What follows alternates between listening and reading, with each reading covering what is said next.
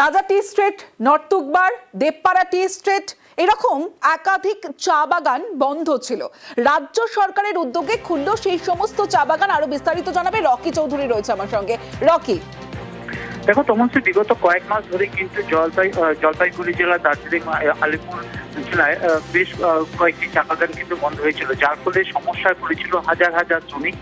তাদের কিন্তু রুটি টান করায় রীতিমতো সমস্যায় পড়েছিলেন তারা। সরকারি যে রেশন দেওয়া হয় সেই রেশনের দিয়ে কিন্তু তাদের পেট চললেও কিন্তু আর্থিক অনটনে কিন্তু অন্যত্রে যেতে শুরু করেছিলেন চা শ্রমিকেরা।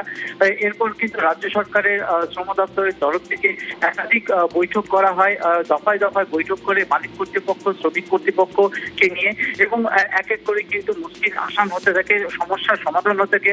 দীর্ঘদিন ধরেই মালিক অসন্তোষ এবং শ্রমিকের সাথে যে বকেয়া বেতন দিয়ে বকেয়া এবং শাল ছুটি নিয়ে সমস্যা ছিল, একাধিকবার শ্রমিকেরা কিন্তু আন্দোলন করেছিল, যার ফলে একাধিক চা বাগান বন্ধ হয়ে গিয়েছিল। এক এক করে 1.5 মাসের 19টি চা বাগান খুলে যায় রাজ্য সরকারের শ্রম দপ্তরের হস্তক্ষেপে। এতে কিন্তু কাজ ফিরে পেয়েছে শ্রমিকেরা এবং চা বাগানের বাসিন্দারা রীতিমতো কাজ পেয়ে খুশি এবং ধন্যবাদ জানিয়েছে সরকারকে। বেশ,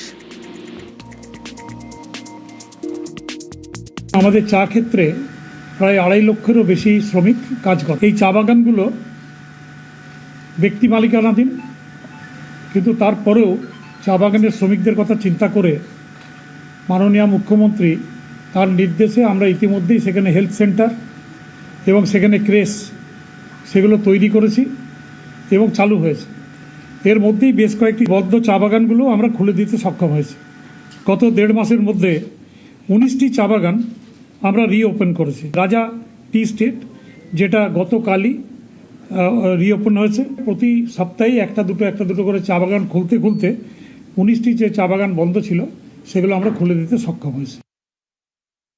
अभी कितना खुशी लागो थे बैगन? बहुत खुशी, बहुत खुशी, बताए मुश्किल है, बहुत खुशी लागो।